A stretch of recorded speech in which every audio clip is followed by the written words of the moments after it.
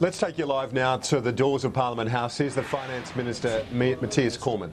Prosperous economy for the future. Happy to take questions. What changes are you envisaging to the GP tax? We've got Joe Hockey yesterday leaving the door open. We've got the Health Minister Peter Dutton saying there's a conversation about it.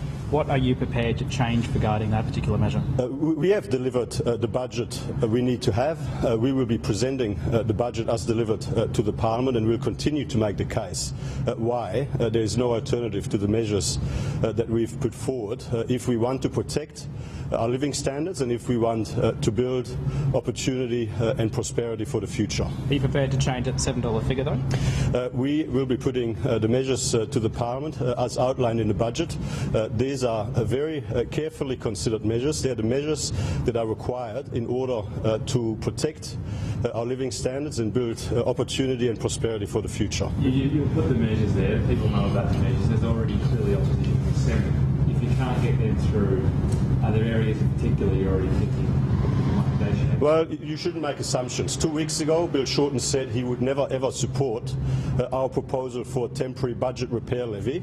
And of course today we know that Bill Shorten and the Labor Party will support the temporary budget repair levy, because clearly on reflection they realised that what we put forward was appropriate in the circumstances as we face the challenge of repairing the budget mess that we've inherited from Labor.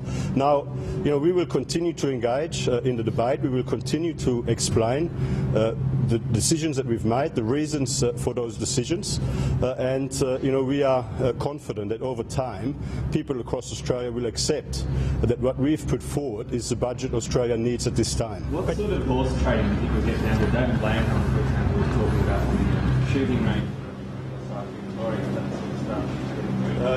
We are putting a budget forward in the Parliament this week and in the Senate after this fortnight of Senate estimates. It's the budget that Australia needs. It's a budget that is in the national interest if we want to protect our living standards and if we want to build opportunity and prosperity for the future. These are serious matters of national interest. We are facing right now a spending growth trajectory that is completely unsustainable. If we don't take action now to correct the massive increases in spending that Labor locked into the budget before the last election, this will end up hurting our economy. It will end up costing jobs, because the only way you can balance your budget with the spending growth trajectory that we're looking at, if it isn't by reducing spending, is through increasing taxes. We can't possibly increase taxes to the level that would be required to balance the budget with Labor's reckless spending growth trajectory that right now is locked into the forward trajectory. So given how important you're talking about this budget crisis being, would you be prepared to, instead of having to walk down, for example, GP co-payment, instead give in to the whim of that shooting range, given as an example, that sort of small stuff that might look a bit strange if you want to negotiate on, rather than giving up millions or billions in savings? This is a very serious debate that we'll be having about the budget. We inherited a situation where Labor not only delivered $191 billion of deficits in their first 5 budgets, they also left $123 billion of projected deficits in their last budget, with government debt heading for $667 billion and a spending growth trajectory that is completely unsustainable into the future.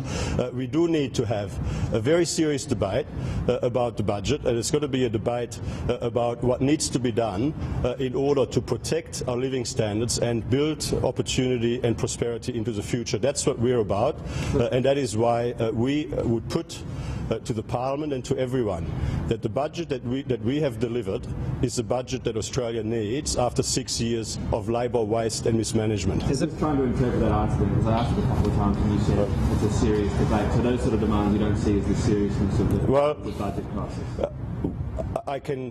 I'll say it again. We have put forward the budget that Australia needs in order to put us back onto a strong trajectory for the future.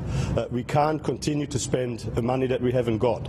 We can't continue on the unsustainable spending growth trajectory that Labor left for us.